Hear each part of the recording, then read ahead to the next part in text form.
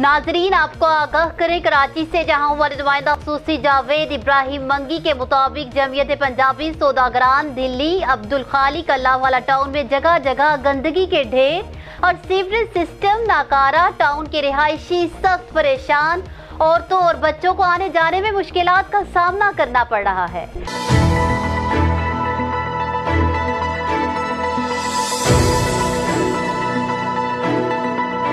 आपको बताएं कि गंदगी की वजह से इलाका में मुख्तलिफ बीमारियां फैलने लगी। सोसाइटी और सिंध गवर्नमेंट का इलाके के लिए सफाई का कोई खास इंतजाम नहीं। आवाम का कहना है कि हम 3 महीने से असलियत से गुजर रहे हैं, यहाँ तक कि MPA नहीं आया। अहले इलाका की जमीयत पंजाबी सौदागरान के अहदेदारों सिंध गवर्नमेंट को खुसूसी अपील के खुदारा हमें इस गंदगी से बचाया जाए। न्यूज़ स्टूडियो से फिल वक्त इतना ही। मज़ीद अपडेट्स के लिए देखते रहिए BBC 11 हेडलाइंस न्यूज़।